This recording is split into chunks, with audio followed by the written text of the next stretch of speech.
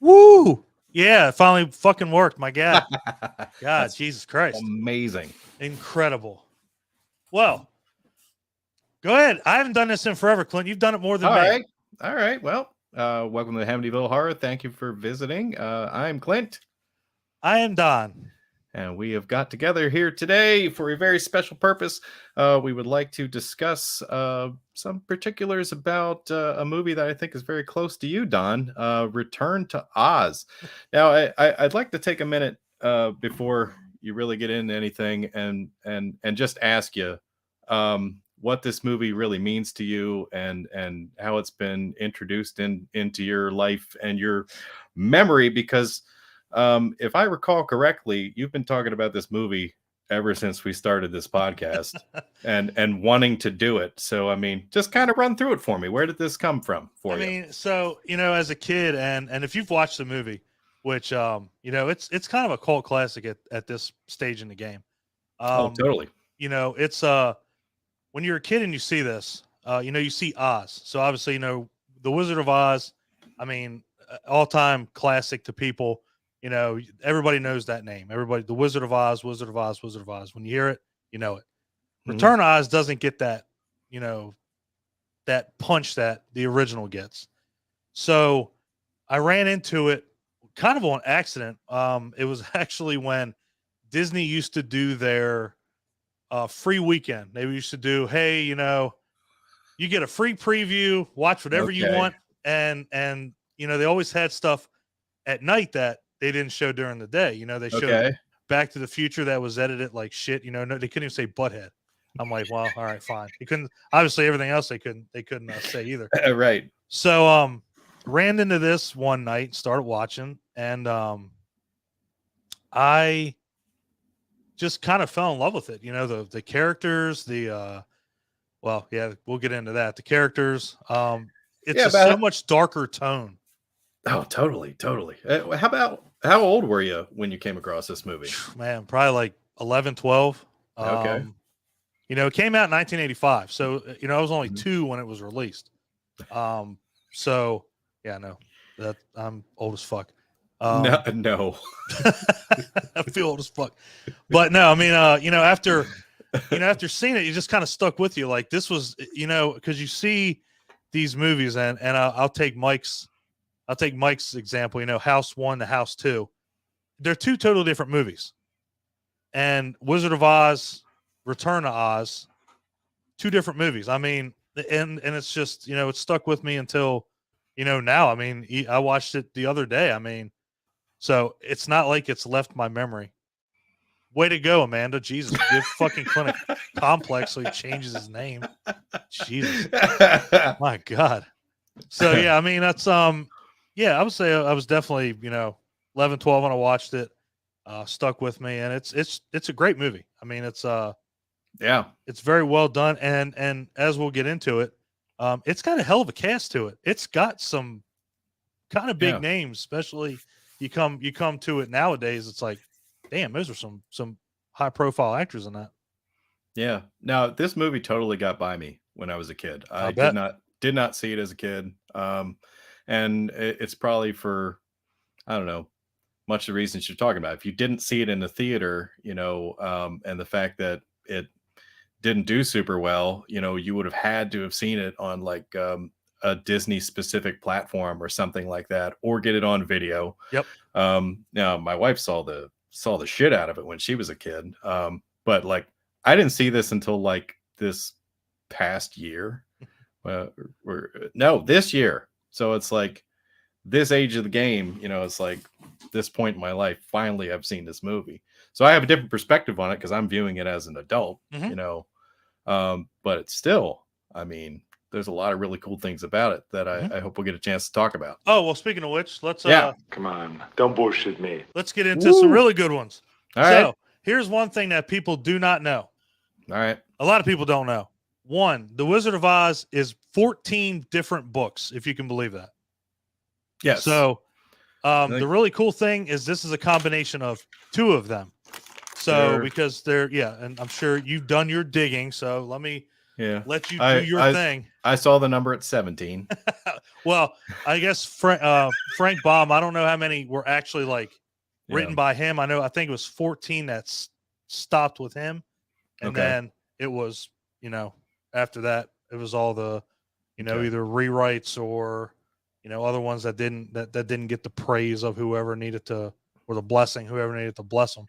Yeah. But yeah, this was a combination of two of them. Right. So yeah, I mean, they did a good job. In fact, and they tell you at the end when you watch the credits, it's based on the two books. So that's what's kind of cool about it. But yeah, 14 fucking books. Yeah. Whew, it's a lot. It's a lot. Yeah. The second and third book in the series are where the most of the plot points were taken from in order to create this story. Watching this and finding out that, just digging deep into it, it kind of makes me think that they really messed up when they did the original movie. I mean, they made that really kid friendly. They turned it into a musical. They cast somebody who was way too old to play Dorothy.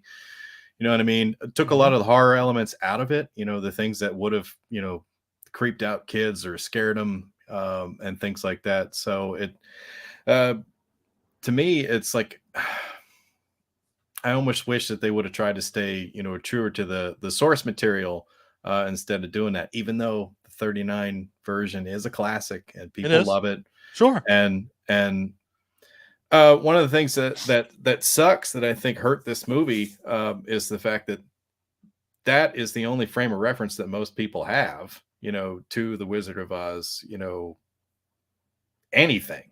People say a lot of it, people like, didn't read the books. No, and a lot of people watch this movie and they're like, well, why is Dorothy so much? Why is she younger? It's like, well, she's not. When you go back and watch the original, with Julie Andrews, you don't understand that she's like, I don't even know how old she is. Yeah. Is it Julie Andrews or am I getting that wrong? No, you're getting that wrong. It's Mary Poppins. Julie Andrews was Mary Poppins. Yeah. Fuck you, Mary Poppins, for fucking me up. Fuck's her name? Somebody come on out there, Facebook.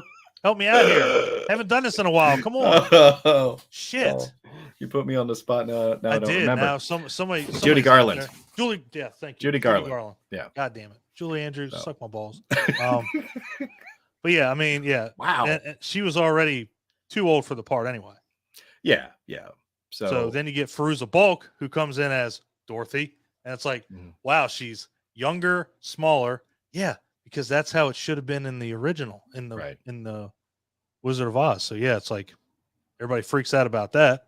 But yeah, I mean, it's a classic. Like I said, 39 is a classic. I mean, man, we dropped like viewership. We had 5 people. I done fucked up, Judy Garland and Julie Andrews. I mean, goddamn, guys. Sorry, I haven't done this in a while. Yeah.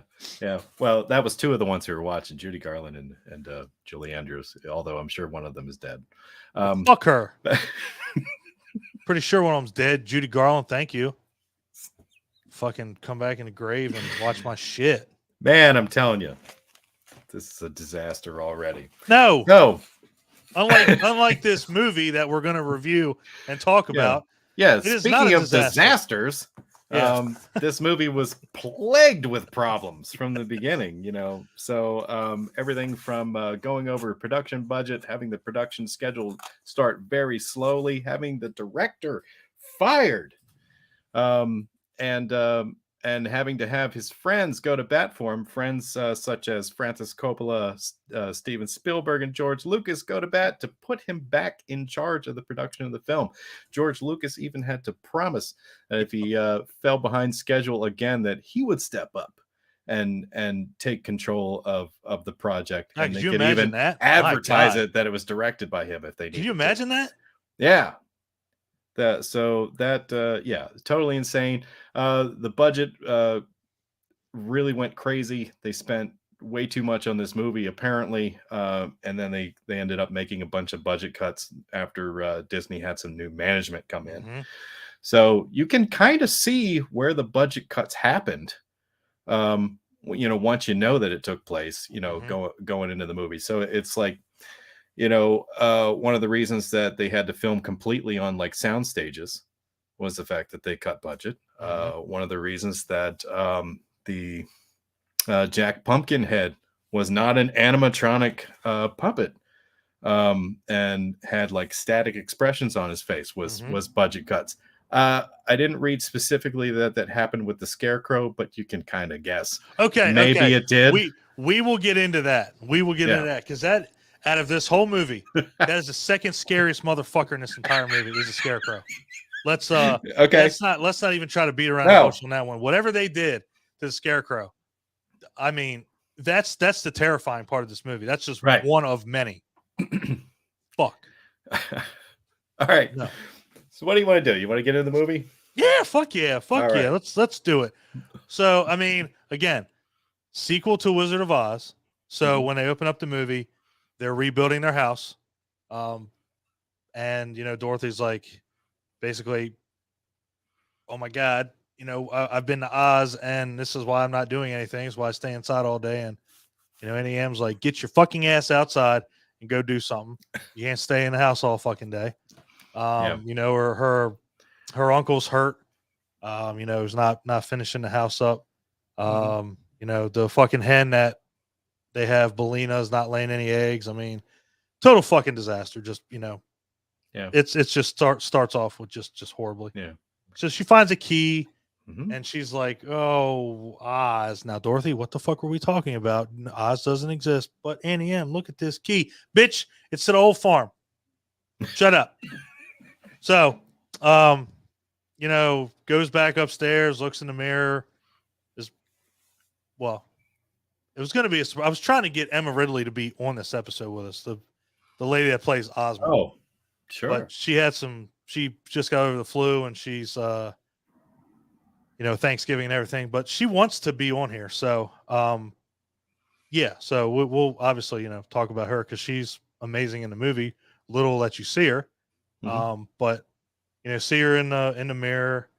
Then they're talking about so here comes horror element number one, and I want everybody to go on Amazon and look at this because if you look at the subject, it is horror, and it's got your word, bleak, dark, fuck. It doesn't have fuck, but with those three, you're like, damn, like, is this the same movie? Is this the same universe? So yeah, Dorothy is going to go to basically a crazy house and get electroshocked. They grow increasingly worried about her because she's not sleeping at night and then therefore not helping around the farm. She's still having these delusions about Oz, which they think is concerning, so they don't even have the money to help her. They have to borrow money from a family member to take her to this doctor. And what is it? Dr. Worley? Dr. Worley. Okay. Dr. Worley, who is played by Nicole Williamson. And if anybody knows that name, which I do because Exorcist 3 is one of my favorite fucking movies ever. He plays Father Morningstar. And he also plays Cagliostro in Spawn later on down the road. So how about that? Yeah, man. So love that guy. And his assistant is fucking Gene Marsh.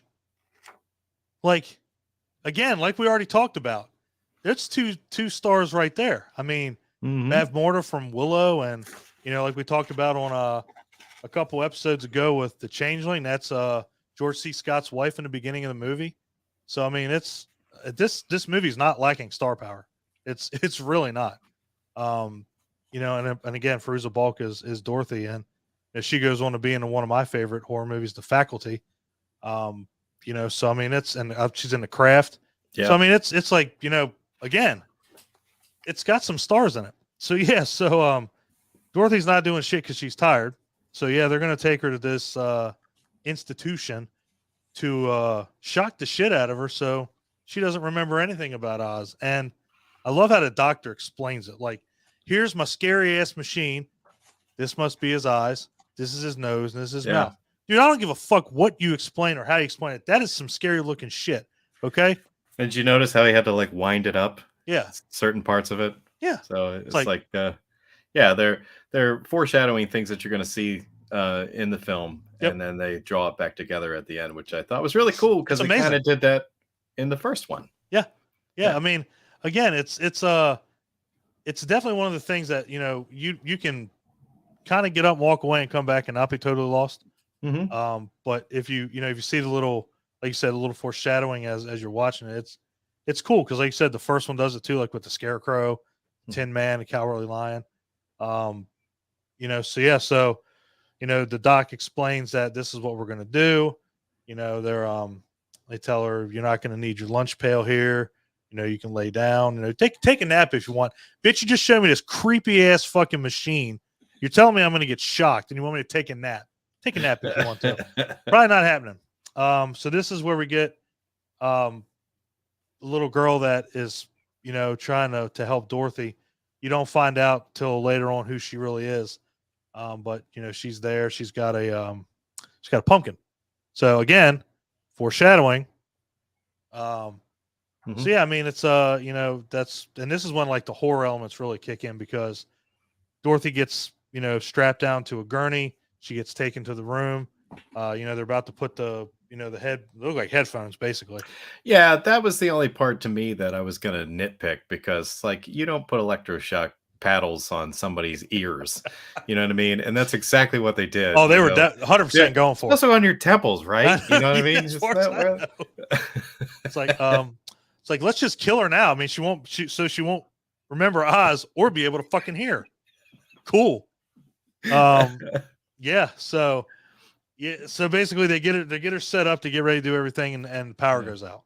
And Yeah. again, this is where shit gets just fucking batshit crazy. Yeah. You know, they escape, her and the other little girl escape. You know, they run into Jean Marsh. I can't remember what her fucking character's name is. I'm sorry, Jean Marsh. You're dead too. Nurse Wilson. Nurse Wilson, thank you. You know, they run away, and I tell you what, I will give her credit because they're running through the woods. She's running right after them. They jump in the water. Man, she jumps right the fuck in the water with them. Like, I'm gonna get these little bitches back. Well, they go, and they go floating up the stream. She's like, God damn it, no, reaches out. Doesn't make that much of an effort after that. Yeah. But yeah, so then this is where the whole movie goes. Probably couldn't swim. Apparently nobody could. A lot of people couldn't in those days. Yeah, it was not. It wasn't like a, you know, because this was like set in like 1899. Yeah, So, yeah. It's like that's not exactly a pastime if everyone is learning how to swim in currents. Yeah. So yeah, so then you know, then we get really the start of the entire thing in Oz. You know, Dorothy manages to bust open a fucking cage or bed frame or something. Little girl is completely gone. Dorothy's you know, floats up and she's winds up being in a desert. Oh, and let me make sure we mention this too. So there's Toto's in this movie for like total like 5 minutes. Yeah. You don't get Toto. You get Belina the hen. Yeah. Talking. Now she hen. talks. Yep. It's creepy as fuck. The animatronics or whatever they did to this thing is creepy as fuck. That's where some money got spent. I can tell you that. I mean, that is a very realistic moving animatronic. It is chicken. I mean, and Clint's not being sarcastic. It really is super convincing. Yeah. It's legit. It's 100% legit. And I came to find out that during the production of this, whenever they needed like a chicken that wasn't connected to wires and so forth, they had up to like 40 different chickens that all kind of looked the same to play the part of Belina. So, and they all like had different jobs. So like they'd keep them in these, you know, cages, and they'd say, well, this one's to perch, this one is to be carried, you know, this one will run at you, you know what I mean, more or less. So like they had different chickens that kind of looked the same for different jobs. Like in this, they had like 40 chickens they used for this. So. That's awesome. Anyhow, didn't mean to interrupt. Keep going. There's 40 different cocks in this movie. Cool. Hens, sir. I mean, yeah. So anyway, so then you get one of my favorite characters in the movie. This little dude that rolls around these stones. That all he is eyeballs and a mouth and a nose, and he's pretty much a spy for the antagonist of the movie, the Gnome King. Oh. You know, and it's all it is he's just a face on a rock, and he just tells Gnome King shit. You know, hey, she's returned. But she has a chicken. He makes Goddamn very spy. damn sure that he tells him that she has a chicken. Yeah. And you'll find out why later on down the road, because it's really cool that they never ever say why until the very fucking end. Yeah, that really fucked him up, didn't he? He's Yeah. like, a chicken. Yeah, a chicken. Like, holy shit! Like, why is this chicken here, and why is it a big deal? So, and this is one of the cool parts too. So they go out, and there's lunch pails on a fucking tree, just hanging there, like it's lunch pail tree. Yeah, lunch pail tree. Why not? And then Belina just says, "Make sure you don't pick a green one." Bitch, they're all green.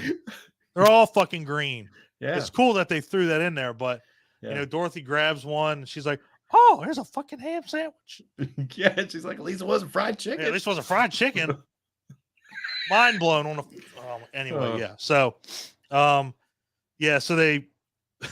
So let's backtrack a little bit. So here's a part that was never in the original. So apparently, when they land, or however they get to where they're at, Dorothy is hell bent on letting Belina know that this is the Deadly Desert, which was never mentioned in the first one, ever. Don't throw anything alive on it. You'll find out why a little later, but I'll go ahead and tell you now. It's called the Deadly Desert for a reason, because anything that touches it that's alive turns to sand. Where was that in the original? Right. Non-existent. Right. So anyway, so they wind up going down the yellow brick road, which is all fucking trashed. It's, you know, looks like, you know, Route 66 construction. You know, it's just all tore up. So they get to the Emerald City, which is no longer emerald. It looks kind of fucking barren. And you see all these people that are turned to stone, and two of them, one is the Tin Man, who clearly went through some plastic fucking surgery reconstruction, because he looks like a fucking joke. Like, yank him right out of the comics. Like, compared to the first one, it was like, whoa, what the fuck happened to him? And then you see the Cowardly Lion, and it's like, that's fucking freaky. Like, the puppetry in this movie is fucking weird. It's fucking bizarre. And we'll get to the Scarecrow later. But yeah, so you see, you know, all these residents are made of stone. Then you see these women holding hands, and they have no fucking heads. Yeah. This scene kind of put me in mind of like pictures of like the excavation of like Pompeii. You know what I mean? The freaking volcano disaster, and they find all the ash bodies. You know what I mean? Just frozen in their last act. That's kind of like what this was. You know, just these like stone, like living beings. So like anything that was alive turned to stone at whatever this event was. You know, frozen in their last act, which was just creepy as hell. Oh, and then you got to just you know, add to that, you got Beware the Wheelers, right? Spray painted on there, and everybo's like, "What the fuck is a wheeler? What is that?" Yeah. Well, you find out soon enough. And enter the punk rock portion of this. You ain't lying, brother. You ain't lying. These motherfuckers come screeching in with faces on their head, and then their face. So they got like their face up here, face down here, and it's fucking freaky. They got wheels for hands. Yeah. This is like the equivalent of the flying monkeys in the first one. Sure. Is what it reminds me of. Like, because there's so many of them. And they're just freaky. And they sound like raptors. One of them's like, "Car, car," like on the fucking thing, like, what the fuck was that? Are you a bird? What the hell was that? Yeah. So basically, you know, they tell her that you stole a lunch pail. Go fuck yourself. We're gonna rip you apart. I'm like, how are you ripping her apart with your fucking teeth? Yeah. Like, now you're really creepy. Yeah. So they run. They go down this corridor, and they're trapped. And then Dorothy's like, "Holy fuck, I got a key. Holy fuck, there's a keyhole." Two and two together, clink, click, boom. Opens it, closes it. Yeah, I think Belina told her to do that. Yeah, it's like, try the key, Dorothy. I mean, the voices are really bringing this to life. I mean, I hope so. I'm trying. I'm fucking trying here. Okay, I'm trying here. So, and then they stand outside. They're all creepy. They're like, they gotta come out sometime. you gotta come out sometime. Like, fuck these guys. No, it's fucking. I'm staying this motherfucker as long as I can. I'm just saying. Right. So yeah. So, then they run into. That's where they find TikTok. The Royal Army of Oz. Yeah. Who is a short, stubby, fat little robot. And like Clint alluded to earlier.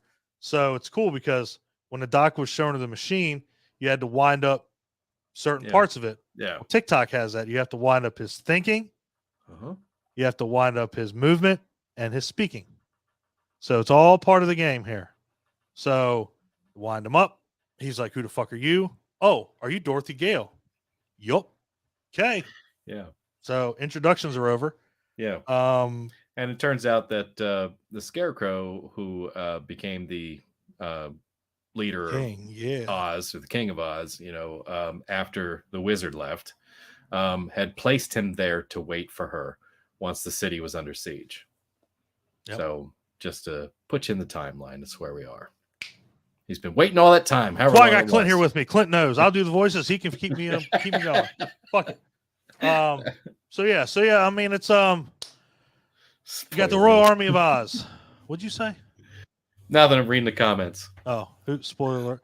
If you haven't watched this movie, you get plenty of time to see this movie. Come on, get the fuck out of this live. Go watch it. It's getting spoiled. So yeah, they come up with a plan. They open the door. Basically, all the plan is that TikTok's just going to beat the fuck out of these wheelers with this lunch pail, and basically, I guess get the leader, and it's like, motherfucker, you're going to tell me what the hell happened here, blah blah blah. I'm like, damn, this robot is going to fucking murder this wheeler. And then a name comes up. Two names come up: the Gnome King and Princess Mombi. Now, again, none of these people were in the first one. You don't know anything about them. Not a goddamn thing. So basically, they wind up going to Mombi's castle, which is fucking insanity. As soon as they walk in, it's like fucking glass fucking everywhere. It's just it's a window washer's worst nightmare. And it would be a good Windex commercial. But absolutely. I mean, so they roll in there, and this bitch is jamming. I mean, jamming on this ukulele, just fucking. I'm like, God damn, she took lessons, even though nothing was really happening. But anyway, could have been a mandolin, but all right, ukulele mandolin, I like it better. Either way, I mean, she was rocking the shit out of whatever it was. Yeah, she was rocking it. She was. Best cape that I've ever seen in my whole fucking life, made of like wind chimes. Oh yeah. I'm like, damn. Okay. Mm-hmm. And she's like, walks up, she's like, help me to rise. Bitch, I don't know who you are. I ain't helping you do shit. So, of course, helps her. They go over everything. What happened to the Scarecrow? Fuck that guy. We got rid of him. He's an asshole. And then she's like, let me, she doesn't say, let me. Verbatim. She doesn't let, I mean, it wasn't verbatim. It was. How it went. Oh, you're paraphrasing? All right. By this fucking much. And then I can't remember what she said. She doesn't say, let me slip into something more comfortable, because that would have been more sexual than. She said, let me put on something more appropriate. That's what I thought. Yeah. See, God damn it. Clint's got it. He's got trying. Got me. So they walk down this hallway, and all you see is fucking heads. Just heads. So yeah. Fuck. Creepy as shit. She's like, number 13 seems to be really appropriate today. Takes the one head off, puts the one head on, and nobody fucking, thinks anything of it. This bitch just took her fucking head off. At that stage, I'm running. Don't care. She just stands there with a thumb in her ass, like, just gonna watch her do this. Okay. Might as well. So then she's like, oh, well, this goes. Yeah, basically, right? basically calls Dorothy ugly as fuck. She's like, not so pretty yet. She's like, I'll just put you in the fucking tower, and when you're old enough, I'll cut your head off. She's like, I believe you will not. Fuck you, bitch. We're going. Her head needs to get bigger. She needs a few years. Yeah, no shit. So, and this is where one of TikTok's biggest flaws comes in.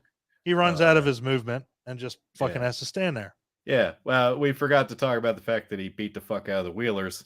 I said he beat the shit out of Wheelers. Oh, did you? Okay. Yeah. Come on now. Keep up, my man. All right.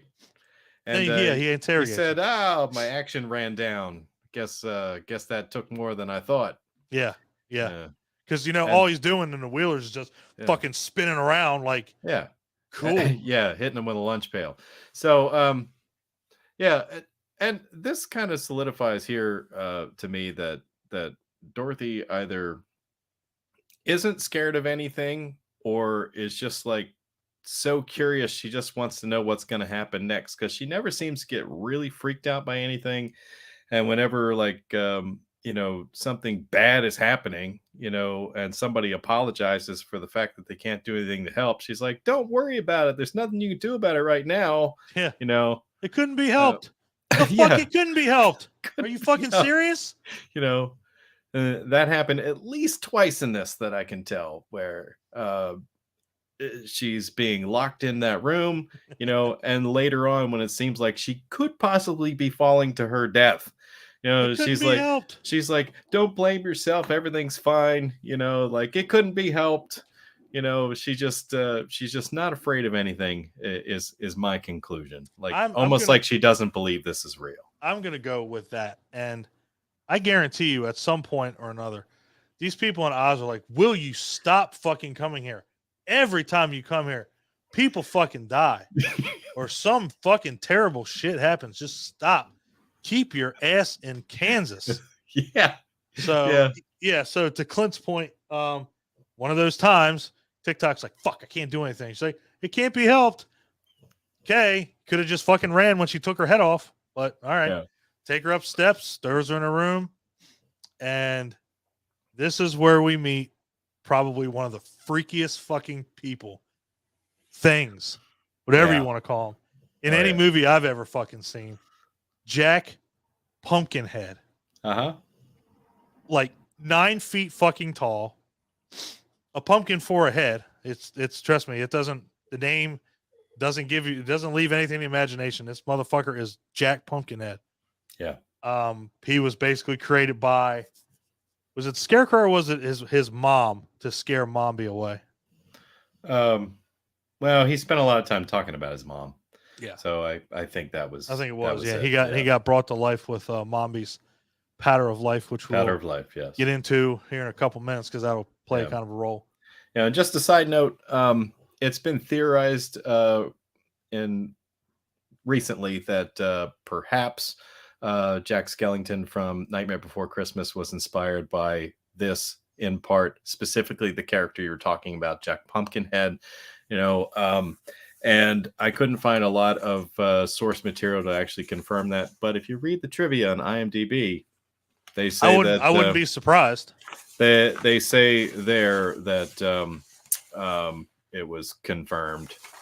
I wouldn't be surprised, man. I mean, the lankiness of him, the way that he's, the way he looks compared to Jack Skellington. I mean, Jesus Christ, Jack Pumpkinhead, Jack Skellington. I mean, they claim that Tim Burton confirmed it. So okay, well, take that however you want. Right. According to IMDb, it's true. And I'm cool with that. I mean, and I wish this movie would have got a lot more spotlight, kind of like that. If it influenced Nightmare Before Christmas, that's a huge push on this. I mean, think about that. One of the most successful Disney movies / Tim Burton movies ever come out. So yeah, if you get inspired by Jack Pumpkinhead, I'd call that a fucking win. Hands down. She helps put Jack back together. Yeah, because apparently he's fucking falling apart. I don't know what he was doing, but his arm fell off, his leg fell off. I mean, probably humping that gump that we're going to talk about here in a minute. Held together with rope. Talks about the powder of life. Suddenly, Dorothy has an idea. She is like the mad scientist. I know, and she's like, "Let's come up with this. This is why they don't want that bitch in Oz, because she's fucking nuts." Yeah. She's fucking fuck the wizard. This bitch is crazy. She's like, why don't we go get the powder of life? Fuck, fly out of here. Like, on what? Please explain on what. Well, there's a couch there. There's a fucking head of something right there, of a gump. Yeah. So they're like, yeah, fuck yeah. Oh, it's in the powder of life is in Mombi's. What is it? One of her Number cabinets. 31. Her 31? original head. Ooh, I'm glad you brought that up. Yeah. Go for it. I also read in the trivia that 31 was the room number that Dorothy was in the facility where she was about to get electroshocked, and Mombi's original head was in cabinet 31. So, and that's also where the powder of life is. So, it's my man doing the research. So yeah, so she needs Jack Pumpkinhead to basically reach his lanky ass stick arm out the window of the door and unlock it, because somehow it's only held with a simple latch and not a key. Yeah, right. So, yeah, which is convenient, but it works for the story. I guess. Did anybody else find his hands fucking weird? Like, he's like, like, what the fuck? What is that? They were pretty creepy. They were creepy as fuck, man, and they moved pretty I can't lie. They moved pretty good. He articulated really well. Yeah, he was definitely going to be a 79-point articulating figure if he ever came out.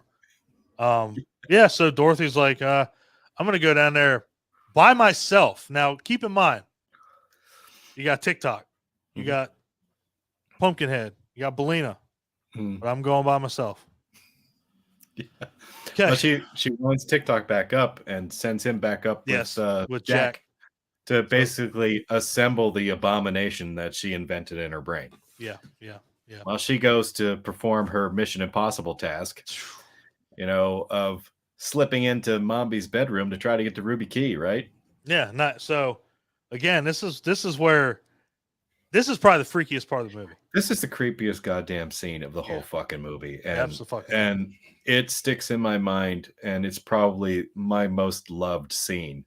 Having just recently watched it, I mean, this is it. This is the money shot, man. Yep. Is this scene? Yep.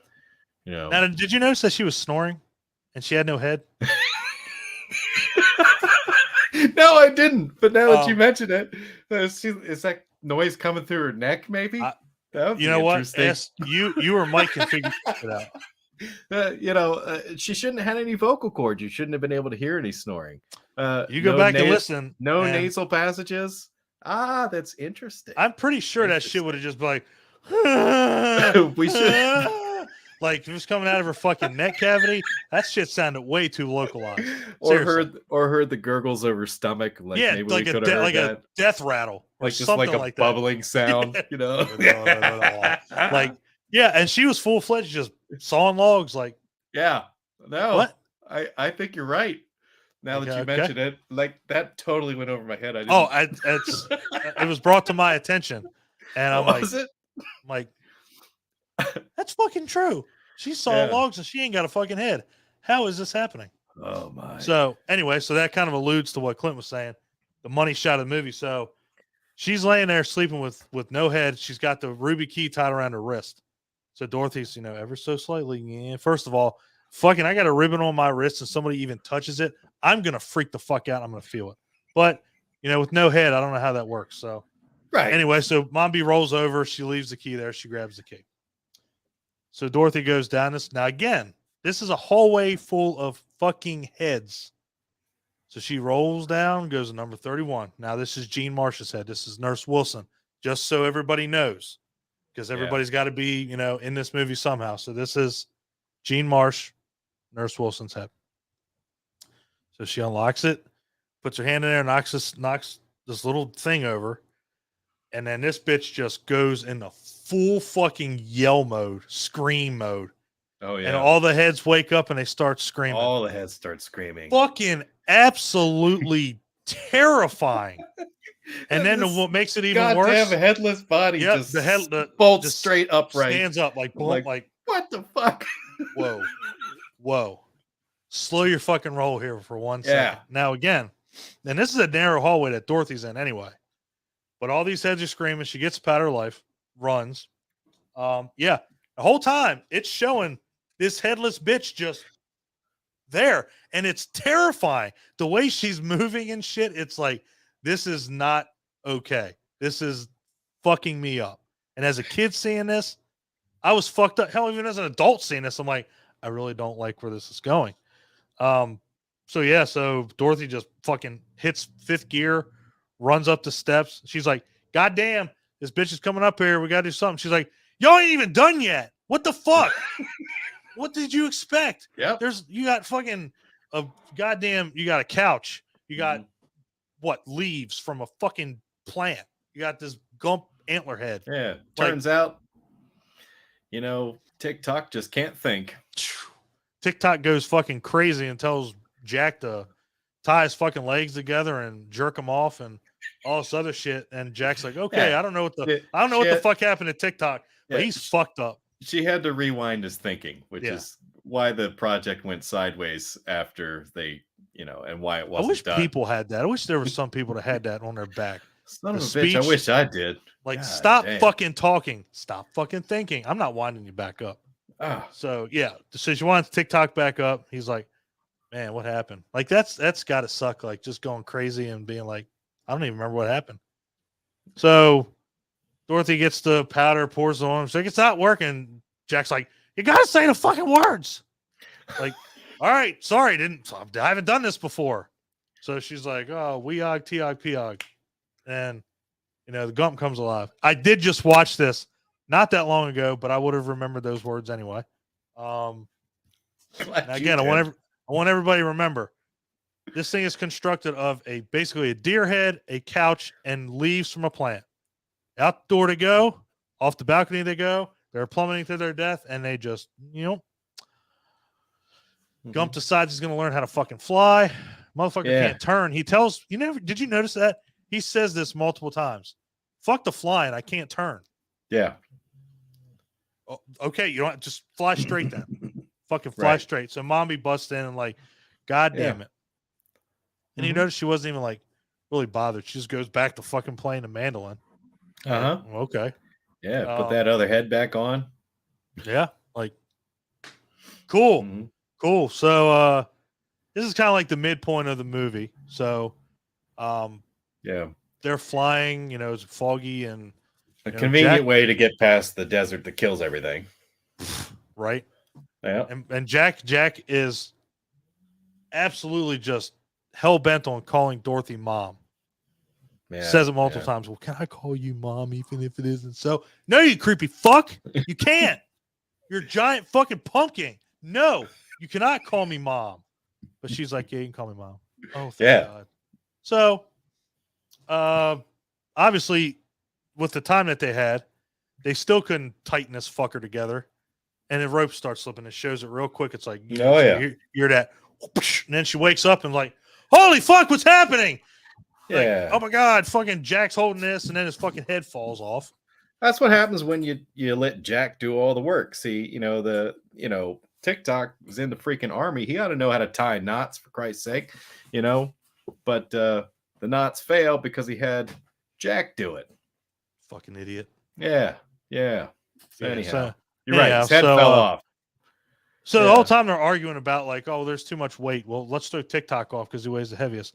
I'd have thrown Jack's ass right the fuck over there if he'd have said that. Bye, Jack. Boom. Little asshole. Fuck say that shit. Worthless fuck. You're the one that tied the knot, you dickhead. Yeah. So basically all hell breaks loose. The fucking, the couch just busts apart. And this is yet another thing. Now, again, I want to reiterate with her getting captured and she says, it can't be helped. Okay. You fucking didn't wind TikTok up. But when the asshole that fucking tied the knots that was holding it together, let's go. That's your fucking fault. That's on you. So saying, sorry, it's okay, Jack. It can't be helped. Fuck you, dude. Hold on to the rope. But you're not going to get tired. You're a fucking scarecrow, basically. You have wood for arms. Right. So you can hold on to that for like infinite amount of time. But no, fuck it. Oh, I got to save mom. It can't be helped. The fuck you can't. Anyway. So they land on a mountain. Now, I just want to let everybody know that the sofa lands and then Dorothy lands. So what would have happened there is Dorothy's spine would have went through her asshole up to through her head, because the velocity that she hit. If you watch her, she's like, God damn, like, boom! It would have been like a fucking reverse You slinky. would have accordioned, yeah, absolutely. 100%. Would have looked like something out of Saw. Yeah. But this is Oz. The physics yeah. work different here. I guess so, man. Yeah, I guess. And apparently it took 11 takes to do that sofa drop scene. Yes. Which I guess they got it. That was their best one. Was the one that looked like she was having a fucking aneurysm, like but yeah, so then she lands, and then Jack lands doing a split. His fucking head lands upside down. And the only safe one is Belina, who can fucking like fly. Then the Gump hits, and TikTok does some weird spinning, fucking digging into the ground. The only one that lands like that. He's like, help me up. And it's like, motherfucker, you weigh 5,000 pounds. How the hell am I going to help you up? Yeah. Well, Dorothy must, again, like Clint said, the physics in Oz must be different, because Dorothy's fucking super strong. She's like, oh, get out of the fucking rocks. She just hulked his ass up. Yeah, man. Fucking right. So, yeah. And again, didn't really bring it up because it's not really too important, but the whole time they're being spied on by a little dickhead that goes back and tells the Gnome King everything. Oh yeah. Creature dude. Yeah. So he's like, what the fuck was that? He's like, I don't know. He's like, well, why don't you go find the fuck out? Like, that's the stupidest part of this movie right there. Like, he's like, what is that? I don't know, Your Majesty.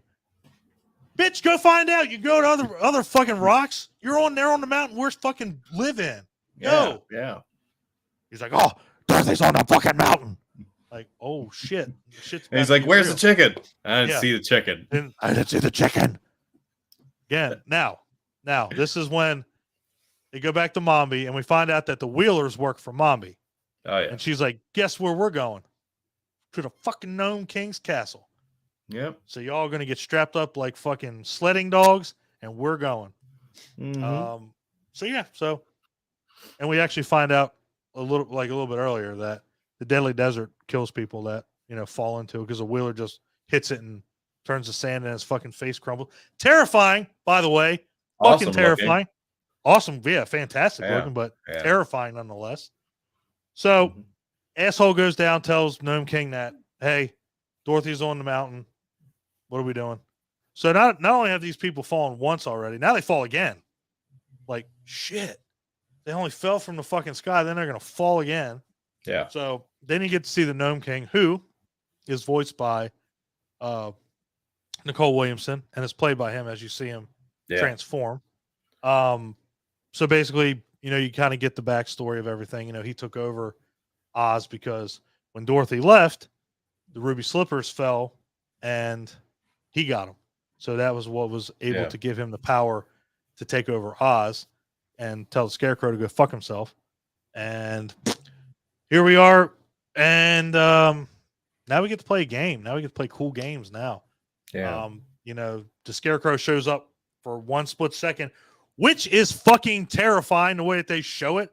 Like, fucking Dorothy falls on him, the fucking lights are flashing. It's like, Dorothy! Bang! Like, holy shit, I got epilepsy with that scene. Like, what just fucking happened? Yep. And the setup in this particular part just shows what a dickhead the Gnome King really is. Because he basically compels them to play this game and gives them zero choice into whether or not they get to play. So because the other option is go down into my fiery hellhole pit here. You know what I mean? So I was like, you want to play a game? Cool. Let's play. So and this is where you get to see like some of the cool effects, where they did like claymation and so forth, with the whole cave, and like it looks like a bunch of arms, look like an asshole. Yeah. There was some inconsistency in the effects here, because like the Gnome King started out as like a claymation type looking creature, and then gradually morphed into the live actor, with a bunch of makeup on, and even the makeup was a little inconsistent. So like he had more makeup on when you first saw him, and then he became more like pronounced, where there was like less makeup on, and it just looked like they kind of just like grayed him up a bit. Yeah, exactly. But he was still wearing like the stone Yeah. slate looking clothing and so forth. Yeah. Yeah. It was definitely So I think this is where your budget was. I think there were some budget there. cuts that caused them to have to make some decisions to make this look a little inconsistent because everything else, I mean, was done super. I mean, super and you know well. what? And I'm not even going to sit here and say, and I know you're not either. With No. what they had, this movie turned out pretty fucking awesome. No, this was great. I'm only nitpicking looking at it now. Oh, What yeah. I mean, Oh, but yeah. like a kid seeing this, you wouldn't have batted an eye. Yeah, it wouldn't have This given a was shit. amazing looking for the time that it was made. Yeah, yeah, and even like as an adult, it's like you point out everything because obviously, doing the podcast, you see it with a better eye. But even still, I mean, for 1985, I mean, shit, there's movies that are later made, and it's like that looks like total shit.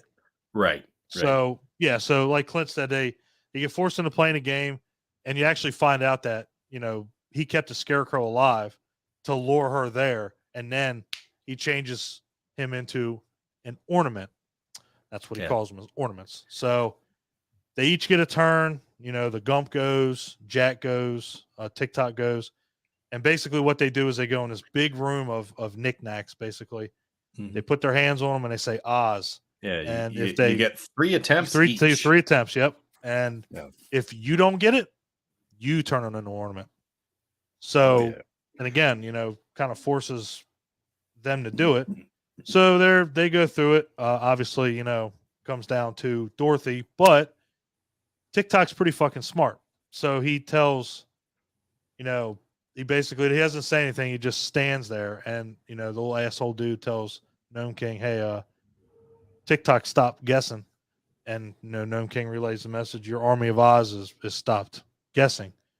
She's like, "Well, I think his action ran out." It's like, "Why don't you go in, and you can take your turn?" So he faked him out. He was like, "I'm still good. Just act like you're winding me up." Yeah. So actually, a pretty good idea. So he's like, "Well, now I'm gonna pick something, and you can see what I turn into." Well, that fucking plan goes completely. Yeah, it didn't work at all. You get epilepsy again. So fucking, he's like Oz, and the fucking flashes, and she's like, "Well, I didn't see a goddamn thing." So now you're really fucked. So, and like Clint said, as people as they're guessing wrong, he's becoming more human because it's less people that are a threat to him. And if Dorothy doesn't pick right, it's game over. Yeah. So, of course, she gets through her 2 guesses, and then she's like, "Fuck it, I'm spinning around." And I got to tell you, man, that spin was really weird. That was fucking weird. Spins in a circle like she's getting ready to play pin the tail on the donkey. Got her eyes shut and just like blindly wading through until she picks something up. I mean, balls to the wall spin, like, damn. Yeah. And then she picks up this thing, and you know what's really weird is I don't know what compels her to not do it.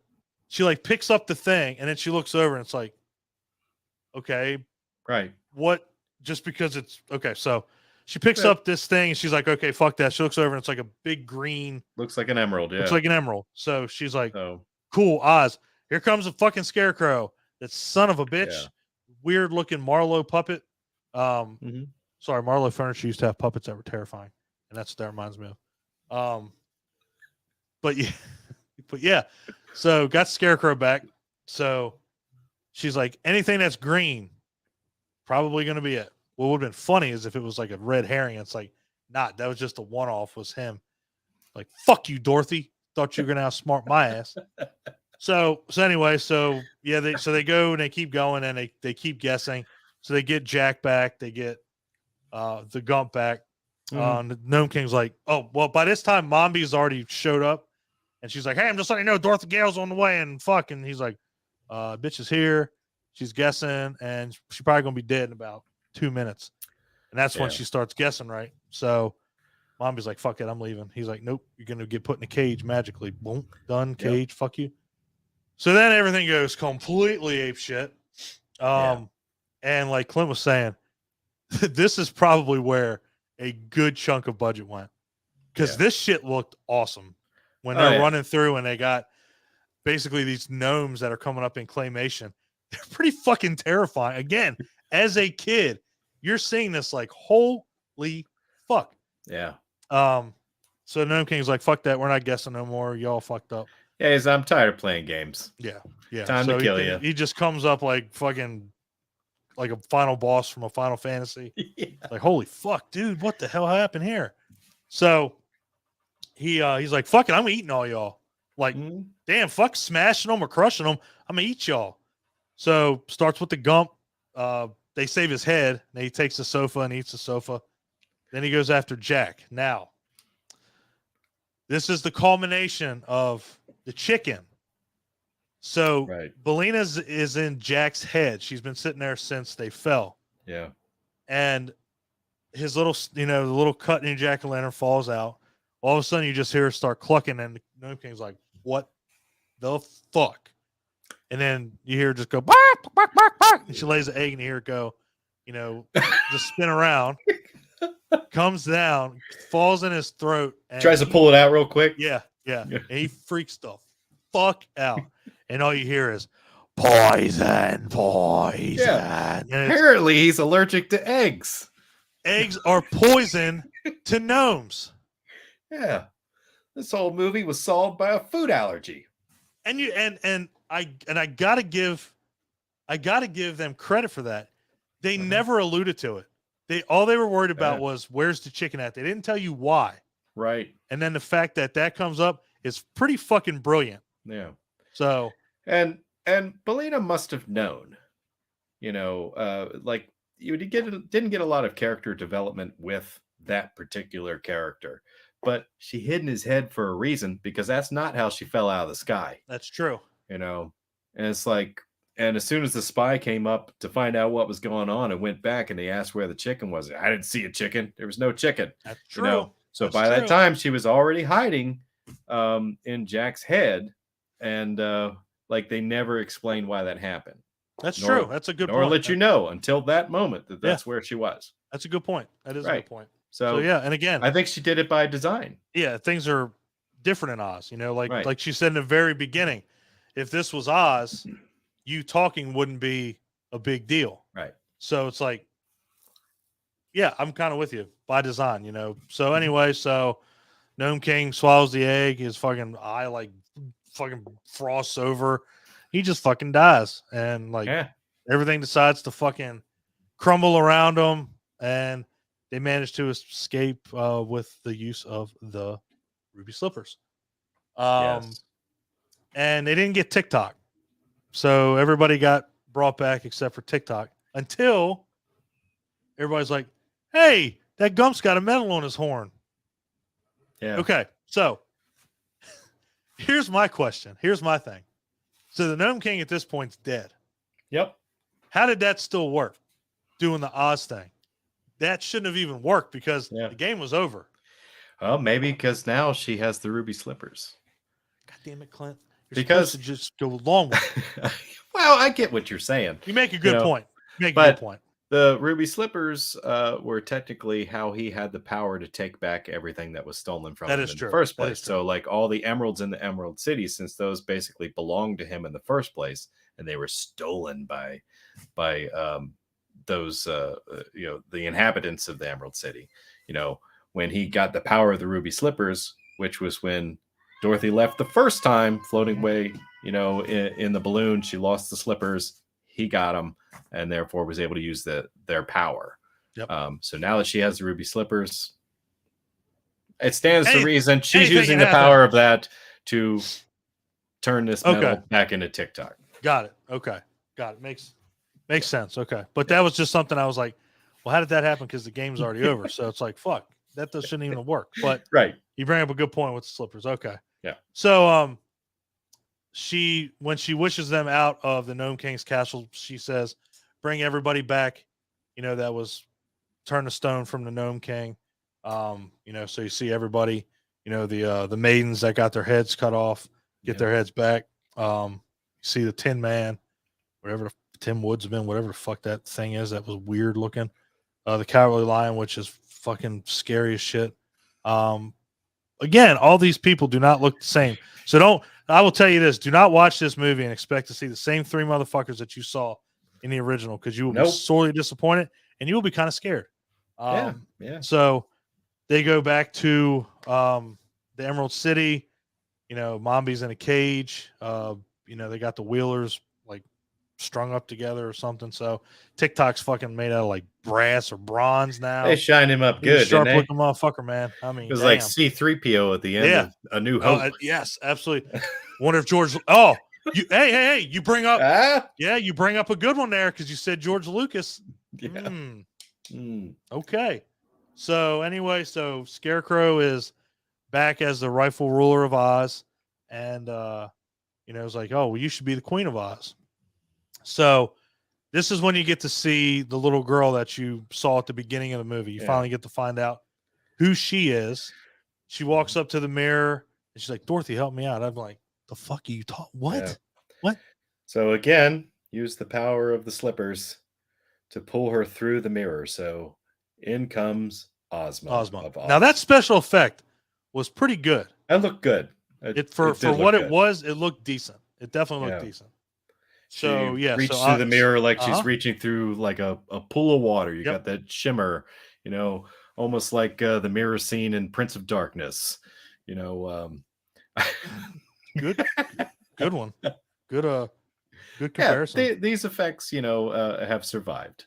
Yeah. I mean, again, like you said, I mean, usually when you get the amount of budget cuts that this movie takes, I mean, you almost can't even make the movie because you're not going to make anything back. Yeah. And for it to still hold up now, I mean, of course, where we are now, it's no comparison. But again, keep in mind, 1985. This was the same year Back to the Future came out. Yeah. Part 2, I think. Yeah. It was part 2. Can't remember. So yeah, I mean, for what it was, you can't beat it. So, do you find out that Ozma is the Queen of Oz? Do you actually find out that Ozma is Jack's mother because he freaks the fuck out? And yeah. So you got I can't stay. I gotta go. And everybody's like, all right, send this bitch home, please. So nothing else can happen. Everybody's like, bye, get the fuck out. Bye. See you. You're cool. Fuck you. You're cool. Like, get out of here. So then you find out that this whole thing was a dream. She's laying next to the stream that she got caught up in. Right. And her uncle's go for it. No, I was going to say, it does seem like it was a dream sequence, but I love how in the end you really don't know. That they kept it kind of ambiguous, because you get another little thing at the end, with another mirror trick, where you see Ozma again. But before we jump straight to that, it's just I like how they kind of left it open ended where you didn't really know. Yeah. Was this a dream? Did it happen? Is Dorothy crazy? You know what I mean? Because like that question really isn't answered because her delusion started at the moment she was going to be electroshocked. You know what I mean? Yep. And she could have received one shock. This could have been a delusion from that therapy, and which is why she didn't really remember much about escaping and how she, like fell asleep when she hit the water, more or less, in that floating contraption. And I think you bring up a good point with that is that this could have worked either way. Mm-hmm. This could have easily been, like you said, shocked her once the power goes out. Yeah. And then all of a sudden, she wakes up. So we'll get through it and then we'll talk about, we'll go through that. So her uncle finds her. Now I want to reiterate this. Okay. Toto finds her. Okay. Toto found her. Yep. This motherfucker's leg was broke. This motherfucker's leg was gone. Her uncle Henry's leg was done. He wasn't working on this house. This motherfucker sees her and absolutely chucks this fucking cane like Dorothy. Like all of a sudden, this motherfucker can sprint. Yeah. Gone. Yeah, like if he's lying, almost like Charlie's grandfather in Charlie and the Chocolate Factory. Yeah, fucking Willy Wonka. Suddenly gets up out of bed. You know what I mean? Bitch gets up, throws it away, and next thing you know, we go back to the house. That house is fucking old built. People faking people out. Yeah, not a whole house is fucking built. Whole half of the house is done. Like Now that motherfucker had to work. Yeah. Annie M was gonna fucking kill him. So, she wakes up, and he's like, "Oh, hi, hon," and then, like Clint was saying, get another mirror trick. Ozma and Belina show up in the she draws Oz on the mirror, and Ozma shows up, and then she's like, "Annie M, come look at this." She's like, "No, you fucking cunt, shut up. Don't tell them." So, so she, go. No, I was gonna say I did love how they explained that the facility had been struck by lightning. Like, yeah. And Sorry, caught fire. Fire. And everybody was rescued except for the except for the doc. doctor. He went back in for his machine, so I guess he burned to death. Dark. Yeah, exactly. Again, I'm sorry, I skipped. I meant to say that part, and I've completely. I didn't want to skip that. No, well, and plus, go ahead. Well, you see, was it Nurse Williamson? Wilson, yeah. Wilson. Nurse Fuck, Wilkins. God damn Wilson. it. Yeah. She's being taken away. Hauled off, Almost like the Wicked Witch of the West. Yeah. Kind of weird, huh?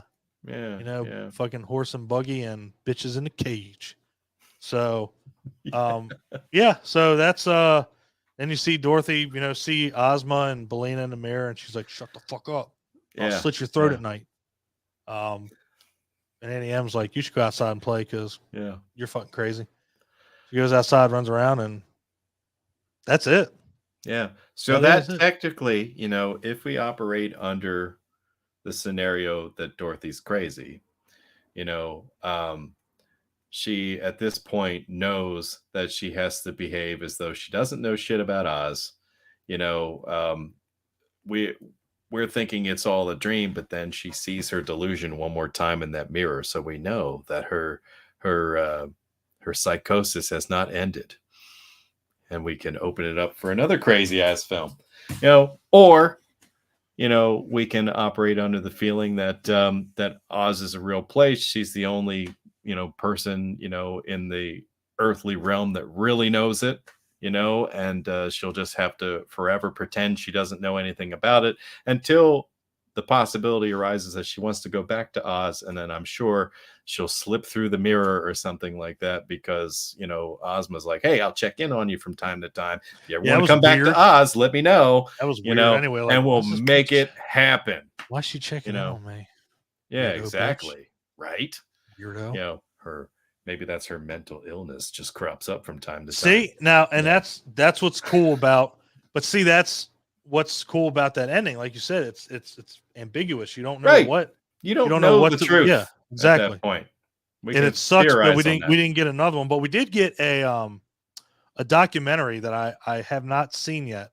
And I want to watch it. It's it talks about this movie in greater detail. Oh yeah. The behind the scenes and everything like that.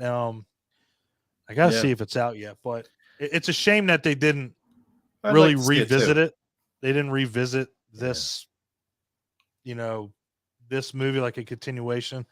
But again, it was so hard to do it because, like you said in the beginning, you had, problems with the budget. You had problems with just things going wrong with studios, and it's like nobody wants to put themselves in that situation if they don't have to.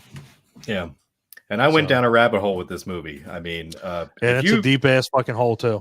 If you, not to use an Alice in Wonderland reference, but there are dozens, if not hundreds of videos, on YouTube specifically about Return to Oz. There are many things that are inspired by this. I mean, I even found a song by a band called Scissor Sister that is called Return to Oz, and they specifically reference things from this movie in their song. You go check that out. It's actually kind of cool. It's not a terrible song. It's almost like a power ballad almost. I'm in. I'm in. Yeah.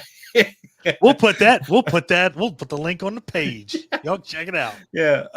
And I wanted to recommend one of the most interesting videos that I looked at was called Return to Oz is an Absolute Nightmare, by a YouTube channel called In Praise of Shadows. I thought that one was really in depth, and it went further than, the Oz books. It looked at the culture of the time, that it was written. It looked at the life of L. Frank Baum, and it drew some interesting theories from this person's experience, either growing up with the Oz books, and having seen all the movies and just being a big fan of it. So this is somebody who was trying to give you like a bigger picture, for why maybe some of the decisions were made, that you get in this film. Mm-hmm. So, And keep in mind too, I mean, the lore for this universe, Mhm. it is insane. It is absolutely batshit crazy. And again, keep in mind, up to this point, this was 3 books that they touched on. The first one, the second one, and the third one. There's 14. And if you go and look at the synopsis for a lot of them, like the Gnome King comes back. You have other characters that show up. In fact, one of them doesn't even have Dorothy in it. I think Pip is the character's name. He kind of takes over for Dorothy in one of them. That's the second book. I believe focuses on him. Yeah, Shaggy Man is another character that comes up quite often in the synopsis. Don't think we get to see him, but the lore is just there. It's almost like the Chronicles of Narnia or Harry Potter. That lore is so frightening, so deep. Nightmarish characters. I learned that there was even a character called like Bumpy Man, which almost looked like he was so like full of like cancerous tumors that it like made his flesh lumpy. Like it literally is like the stuff of children's nightmares put into these books and illustrated. Another thing to look up too is I was talking to a friend the other day about it. So McFarlane Toys made a toy line it was Dorothy in the Land of Oz. And if anybody knows McFarlane, he does Spawn, he does all kinds of crazy shit. And he put his spin on the Wizard of Oz, Land of Oz, and man, it is fucking freaky. Like Dorothy's like a psychotic hooker that's got like the Cowardly Lion on like chains, and like it's if you get a chance, go check it out. It's wild. It's a toy line, so it's not. It's again. And the fact that you can take these characters and like you just said, even without changing them or anything, the lore is just terrifying. Like either way, and this movie, I mean, the fact that it's a movie really pushes the envelope when it comes to like terrifying kids. And again, I want to make sure people understand this is a fucking Disney movie. Yeah, this is Disney. There's only one other Disney movie I know of that is this terrifying. I can't remember the name of it. Fuck. Okay. It's been mentioned a couple times. But check, this one's definitely like I said at the top of the podcast. This one just it's very well done. It holds up. It's got a good story for what it is. It's great. Even watching it now as an adult, I can tell you this is a really good film. I mean, it doesn't matter it was made in 1985. Doesn't matter if it had inconsistencies with its budget, and its effects. I mean, they still managed to make a worthwhile film that looks great. And it's a ride. It's an experience. You get the full thing here. And it never slows down. Like you never feel like there's a slow moment. That's one thing that's really cool about it, is that as you're watching it, it's start to finish, balls to the wall. Like you're not like, oh my God, like what time is it? Like when it's over, you're like, that's it. Yeah. So are we putting a number on this, or are we just saying check it out? What are we doing? What do you want to do? We put a number on it. I mean,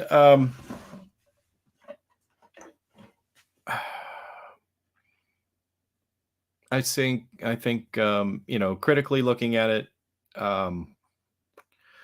knowing that it's a fantasy story and it pulls from a couple of different books, they did a pretty good job of giving you a consistent story, giving you enough things that nod to the first story. If there was any inconsistencies at all, it's only if you reference it to the first film, things like you said, where she knew about the desert, but she never encountered it in the first film. So I mean, that would be an inconsistency if you're looking at the movies. Yeah. If you're looking at source material, it's not an inconsistency.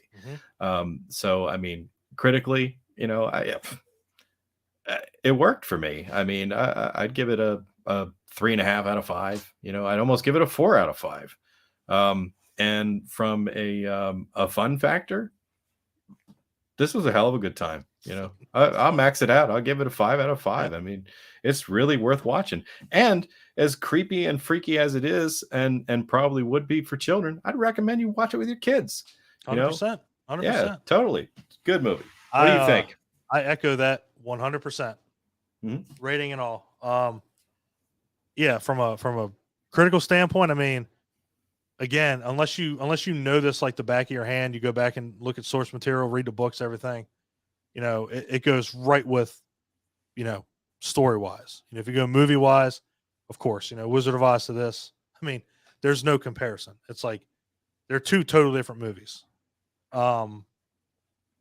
But it's just done well. I think I might push it to a 4, just because this this movie stuck with me for so long, and I've recommended it. I've watched it, you know, so many times that, I mean, it's just a great movie. Fun factor, Jesus Christ, if I go higher than 5, I go higher than 5. The movie's just fucking fun. I mean, the movie is out of the gate. It's fun. You almost like, and this is what's really cool about this one, almost like the first one. I can't say the first one, but the original one. You know, you care about these characters. Like, you care about what happens to them. You know, like in the first one where the Scarecrow gets caught on fire. It's like, holy fuck, Scarecrow's gonna fucking die. You know, this one, you know, when you know, the Gnome King starts, you know, I'm gonna eat these motherfuckers. You're like, holy shit. Oh my God, like they're gonna die. Like, what are they gonna do? And again, it's like you care about the characters, you know, and it is a kid's movie at heart, you know, but it's not.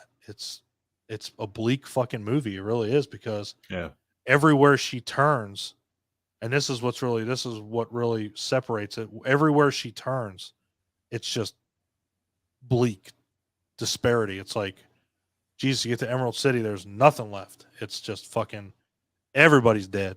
Everybody's gone. You know, Mombi, she ain't got a fucking head. She's got 31 heads. The Gnome King, Deadly Desert. It's like everything's just there, like, to kill you. Everything's just there to just, you know, fuck your day up. So I think that's the really cool thing about going from the original. This one's on just the opposite end of the spectrum. The first one, like you said, Clint, you know, it was a musical, got turned into a holly jolly good time. This one didn't get that treatment. This one told you, buckle the fuck up, because you're in for a ride. So yeah, I mean, it's I give it a 4 out of 5 critical, 5 out of 5 fun, because it still holds up. It still holds up to this day. So yeah. So plans in the future. So let's see. It is the 25th of November. So we are going to do. Let's see. What did I say? What did I think of? Hamityville holiday horror. So we're going to get some Christmas horror movies going in the next couple weeks, days, whatever you want to do. Why don't we? Have you watched there's a movie called Christmas Evil? No. Have you seen it? Haven't. It's on Shudder. Check it out. Yeah. That might be the one. That might be one we do. Or Okay. give me one that I should watch, and we can review Christmas. A holiday movie? Sure. Oh, fuck. I don't know if I can think of one right now.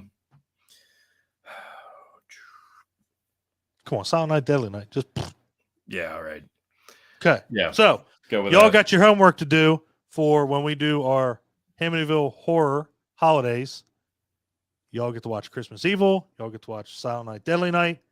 If you haven't seen Silent Night, Deadly Night, there's no reason why you should be part of our fucking group, because that movie's like well renowned. Christmas Evil, not so much, because it goes under another name. You better watch out. Now, one of my favorite movies, kind of like Return to Oz, that I tell everybody to watch. I love it. Damn it. You know what? You know where I'm going too. Ryan's right. I should have said that. I mean, Santa's sleigh. Santa's Sleigh's good. Fuck, go figure. Deadly Games. It's a Oh yeah, French yeah, horror movie. yeah, Fan-fucking-tastic. Just watched it last night. God damn it. yeah. I love it. So, Which could have been the inspiration for Home Alone. yeah, I would definitely say Although it's that. been denied. It's been denied. By who? But the guy By made who? Home Alone, Fuck obviously. that guy. He didn't want to pay for it. He ain't gonna admit it. Amblin Entertainment ain't gonna give them Yeah, money. yeah. Fuck yeah. that. Yeah, that's definitely inspiration for Home Alone. Right. You don't wanna Check pay that any out. That's royalties, so you know. right. And all these are on Shutter. That's the cool thing. So if you got Shutter, check it out. Christmas Evil I just watched. Deadly Games I just watched. I know Silent Night, Deadly Night I think is on there. I know at least 2's on there. So if you want to watch Garbage Day, that one's right there waiting for you. Santa's Slave probably on Tubi, I would say. Is that the one with Goldberg? Yes. Okay, just make sure I got my shit Yeah. straight. Since I can't get actresses right, names right today. Sorry, Julie Andrews. You're still alive. Yeah. So- I believe she is, yes. She is alive. She's in Princess Diaries. Oh, I know that shit. I gotta edit that out. But yeah, so that is Return to Oz. If you haven't seen it, go check it out. I think it's on Disney Plus. I'm not sure, but I mean, you can rent it on, Mhm. Prime for $4. You can buy it for 10. Yeah. I mean, it's well worth the price Mhm. of admission, without a doubt. So, yeah, guys, that's Return to Oz. And again, we kind of gave you a preview of what we're going to be Mhm. doing. Movies Yeah. might change up a little bit because I want to give Clint Yeah. opportunity to give me his feedback, and that way I don't just overtake the show, since he's been holding the fucking fort down since I've been a dickhead or whatever. No, you wanna say. you were sick. Like ever since you were sick. I mean, you just been haven't been real a big part of what we've been doing for the past 2 weeks. So we ready to rock and roll now, I'm man. glad you're doing better. I'm glad you're bouncing back and getting definitely back into the swing of things. We got to hang out tomorrow night. Yeah, man. Serial killers. Y'all better do your talk- fucking homework, because I don't want to hear, Yeah. well, that's a blank spot for me, Ryan fucking Joyner. You've had plenty of time. So get on it. And that's going to be, I'm pretty sure that's going to be, it might almost be a 3 or 4-parter. Mhm. There's so many fucking serial killers, because I know damn well we can go way into the morning with that. There's a ton. Yeah. I plan on trying to pick like maybe 5. Yeah, let's do that I want to talk that. about. If you guys are watching that, do the hangout. And if we don't get to them, Each one of y'all pick 5. Get 5 written down at least. Yeah. And we'll all talk about it tomorrow. And again, I'm sure it'll go. Because I got a couple already, and I'm gonna work on it tonight and tomorrow. The rest of the ones I want to bring up. So definitely. and hopefully I'm not duplicating anybody's. Just get a backup. I mean, again, you got at least 75 to pick from. So there's a lot. There's a lot, which is really fucking sad if you think about it. It is. But yeah, so this is going to probably be the format for the rest of the time that we do this. We're going to do our live review. If you get a chance to check it out live, cool. If you don't, it's going to be on the channel. Clint will, Clint's going to pull the audio, make it a podcast. But yeah, this will probably be what we do. So hope you guys enjoyed it somewhat. Obviously we have people watching, so how about that? We got people that are commenting. So yeah, this will be how we do it. And if you guys get any ideas for us, hit us up on the group, email us. Motherfuckers, I give you all email every time and nobody emails me. Just say hi. Fuck. It's there. Say hi. God damn it. Who said hey, boys? Salem. Hi, Salem. Hi, Salem. See, she hopped in. So boom. Yeah, guys. So like I said, check it out. Keep stay tuned to what we're doing. So because we got some pretty cool stuff coming up. In fact, December 10th, we got something really cool that just a couple of weeks away. I'll go over that in more detail as we get closer, so you guys can check it out. So on behalf of everyone in the group, don't let the bad ones ruin a good time. And again, Return to Oz is not a bad one. So check it out. Yeah. And I hope you find movies that haunt you. Later, guys. See ya.